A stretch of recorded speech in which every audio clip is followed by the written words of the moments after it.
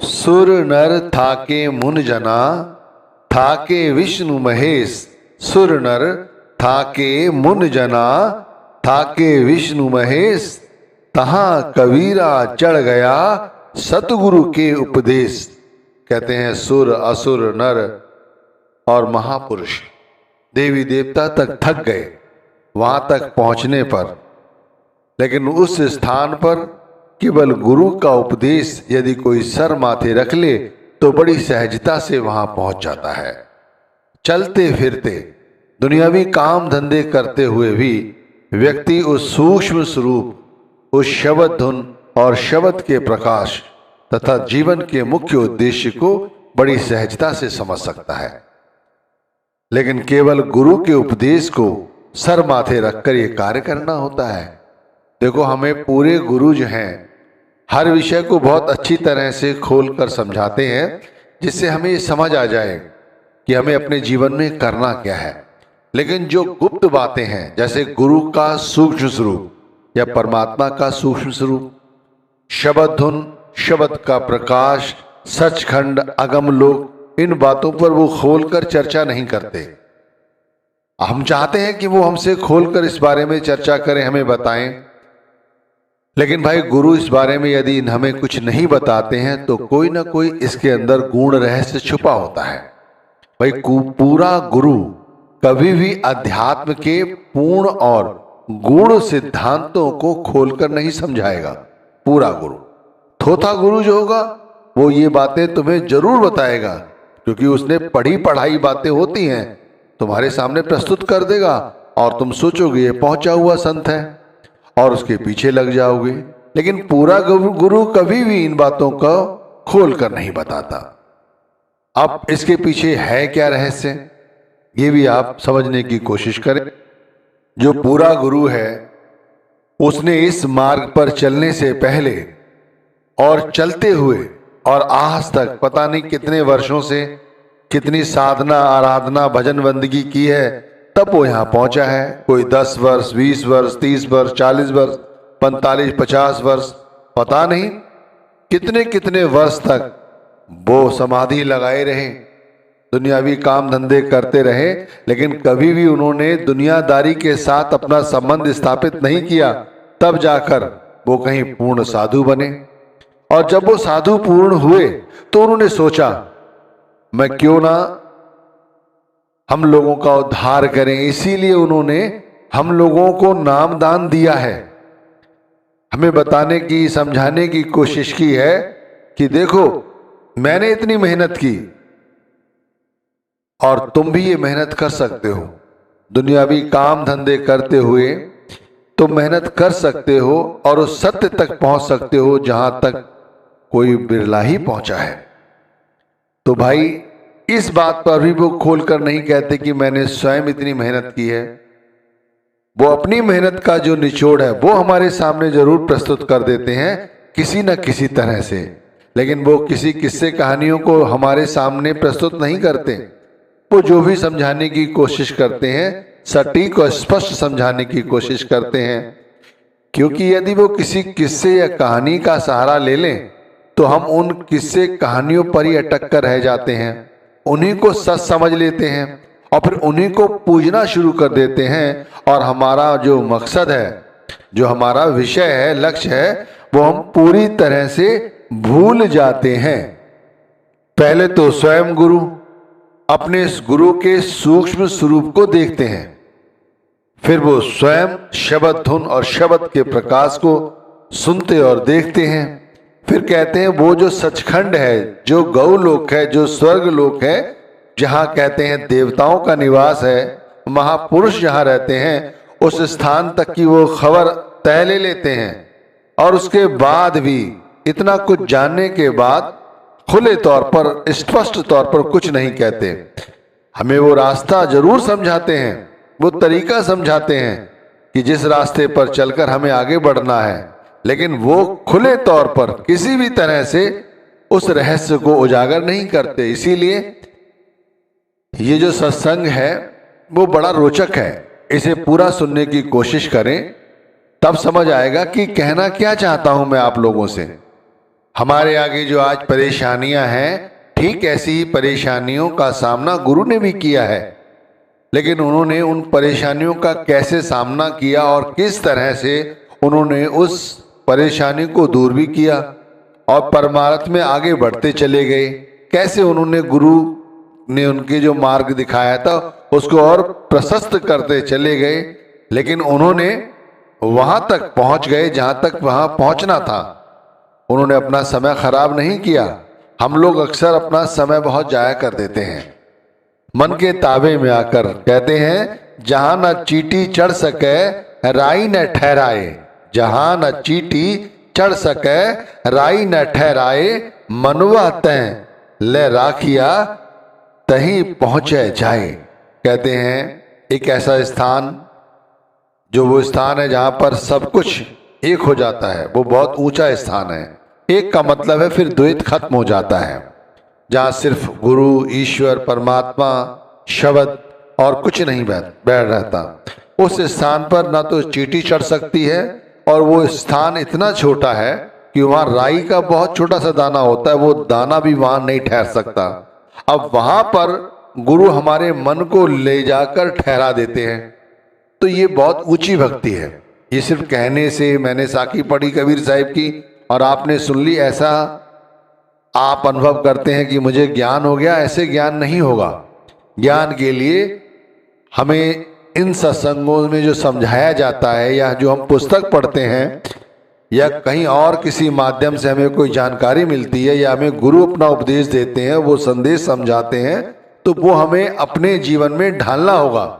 इसीलिए तो कहा है कि गुरु ने जो जो परेशानी उठाई हैं उन्हीं परेशानियों को वो जानते हैं, हमें भी सामना करना है, तो हम उन परेशानियों को किस तरह से निवारण करें वो हमें समझाते हैं। समझे? जैसे बहुत से लोगों का मन सुमिरन में नहीं लगता तो वो उन्हें सेवा से जोड़ देते हैं कि भाई चलो पहले सेवा कर लो, सेवा करने से नम्रता आ जाएगी, झुकना आ जाएगा, अहंकार खत्म हो जाएगा। और जो लोग करना ही नहीं चाहते वो तो कुछ करते ही नहीं है, फिर तो वो सारी जिंदगी भटकते रहते हैं। यदि गुरु से प्रश्न करो कि शब्द धुन किस तरह से सुनाई देती है, ये अब गूढ़ रहस्य के गूढ़ प्रश्न हो गए। ये शब्द धुन कितने प्रकार की होती है, पहले कौन सी शब्द धुन सुनाई देती है, फिर दूसरी, तीसरी, चौथी, पांचवी कौन सी होती है। फिर इसी तरह उनसे ये पूछो कि गुरु महाराज ये बताइए कि प्रकाश कैसा दिखाई देता है अंतर में, और ये प्रकाश का रंग कैसा है, ये रंग कैसे कैसे बदलते हैं, क्या ये प्रकाश में हमें परमात्मा भी दिखाई दे जाता है। इस तरह से आप प्रश्न करो, गुरु से पूछो कि गुरु आप ही ईश्वर हैं या आपका जो सूक्ष्म स्वरूप मैं अंदर जाकर देखता हूं वो ईश्वर है, या जो शब्द का प्रकाश जहां पर होगा वो जब दिखाई देगा तब वहां पर जो बैठे हुए हैं वही ईश्वर है, वही ईश्वर का सूक्ष्म स्वरूप है। या सचखंड कैसा है, सचखंड में क्या होता है, सचखंड में कैसे रहा जाता है। तो इन सब बातों के गुरु प्रश्न के उत्तर नहीं देते। आप उनसे कितना भी पूछो इन प्रश्नों के उत्तर नहीं देंगे, लेकिन थोथा गुरु इन प्रश्नों के उत्तर बना बुनू के इधर से उधर दे देगा, लेकिन पूरा गुरु कभी भी इन प्रश्नों के उत्तर नहीं देगा, क्योंकि उसने स्वयं मेहनत की है। वो जानता है कि 40 वर्ष 50 वर्ष उसने जो मेहनत की है, अगर वो आपके साथ साझा भी कर देगा तब भी आपके पल्ले कुछ नहीं पड़ेगा और वो रहस्य भी उजागर हो जाएगा जो उजागर नहीं होना चाहिए। इसलिए वो चाहते हैं कि तुम खुद मेहनत करो, तुम खुद मेहनत करो, तब तुम्हें पता चले कि वो क्या है। अब यदि उनसे ये पूछ लो कि हमें ये बताएंगे गुरुदेव कि दुख कैसे जाते हैं, तो वो बता देंगे कि दुख किस तरह जाते हैं। उनसे पूछो कि आसक्तियां कैसे खत्म होंगी, तो बता देंगे कैसे आसक्तियां खत्म होगी। उनसे पूछो क्या परमात्मा हमारे शरीर के अंदर है, तो वो बताएंगे। उनसे नाम का महत्व पूछो, वो जरूर बताएंगे। वो संसार की सच्चाई के बारे में पूछो तो जरूर बताएंगे। वो उन प्रश्नों के उत्तर देंगे जो हमारे लिए उपयोगी हैं, हमारे लिए जरूरी हैं। हमारी शांति, हमारी समृद्धि, हमारी आनंद, हमारा सुमिरन, हमारा भजन, हमारी भक्ति जिससे बढ़े, वो हर उस विषय को खोल कर समझाएंगे, लेकिन वो कभी भी इन गूढ़ रहस्यों को नहीं समझाएंगे। वैसे हम भी सबसे बड़े मूर्ख ही हैं जो हम शब्द धुन कैसी सुनाई देती है, शब्द का प्रकाश कैसा दिखाई देता है, सूक्ष्म स्वरूप कैसा होता है, अन्य बातें, ये सब जानने के इच्छुक हैं और इन्हीं के चक्कर में फंसे रहते हैं। लेकिन जो असली काम है, जो हमें करना चाहिए, जो हमें बताया गया है, हम वो ही नहीं करते। हम सुमिरन नहीं करते, हम भजन नहीं करते। लेकिन जो ये जरूरी है, अब इसे एक उदाहरण से समझो। जैसे माना मेरा एक्सीडेंट हो जाता है और हमें लोग डॉक्टर के पास लेकर जाते हैं। डॉक्टर जैसे ही हमारा ट्रीटमेंट शुरू करता है, हम उससे पूछने लग जाएं कि गुरु या डॉक्टर साहब, हमें बताएंगे आप जिससे मेरा एक्सीडेंट किया है वो किस धर्म का है, किस जाति का है, क्या वो स्त्री है, क्या वो पुरुष है, क्या वो गोरा है, क्या वो काला है, वो कहाँ का रहने वाला है। अब इस तरह की बेतुकी बातें करने से क्या होगा? हमारा जो रक्त है जो बह रहा है और बहेगा, हमारी मृत्यु भी हो सकती है और हो भी जाती है अगर हम इन बहस मुहासे में पड़े रहे तो, बेकार की बातें करते रहे तो। इसी तरह इस उदाहरण को जीवन में की सच्चाई में ढालो कि भाई हम इन्हीं बहस मुहासे में पड़े रहते हैं कि शब्द धुन क्या है, शब्द का प्रकाश क्या है। देखो, शब्द धुन और शब्द का प्रकाश तो भाई चलते फिरते सुनाई देता है, चलते फिरते हमें गुरु घर की याद रहती है, लेकिन इसके लिए खुद को सचेत रखने की जरूरत है। खुद को सचेत रखने की जरूरत है। सचेत रखने का मतलब है कि अपनी 2400 घंटे निगरानी करते रहो। हम सुबह सुबह उठकर नाम का सुमिरन कर लेते हैं, थोड़ा बहुत भजन कर लेते हैं, तो हम सोचते हैं कि हो गई गुरु भक्ति और पल्ला झाड़ा और चल दिए। फिर सारा दिन जो मन कहता है वही करते रहते हैं। ये नहीं सोचते क्या सही है क्या गलत है। वो जो हमें करना है वो हम करेंगे। गुरु भक्ति तो हम सुबह सुबह कर लेते हैं, सुबह नहीं कर पाते तो थोड़ी बहुत चलते फिरते कर लेते हैं। लोग इस तरह से अपने आप को धोखा दे रहे हैं। सचेत का मतलब है पूरी तरह से सचेत रहना, मुस्तैद रहना। जैसे माना आप में पता है कि कौन कौन से निषेध कार्य हैं, ये सबको पता है कि ये कार्य निषेध है और ये कार्य नहीं निषेध है। अगर नहीं पता कि ये कार्य कौन से निषेध है तो कहीं बाहर पूछने की आवश्यकता नहीं है। आंखें बंद करो, चौकड़ी मारो और सर की चोटी से लेकर पैर की तर्जनी उंगली तक बार बार अपना ही ध्यान करो, अपने शरीर को निहारो और फिर थोड़ी देर के लिए खुद विचार करो कि कौन से कार्य हमें करने चाहिए और कौन से कार्य हमें नहीं करने चाहिए।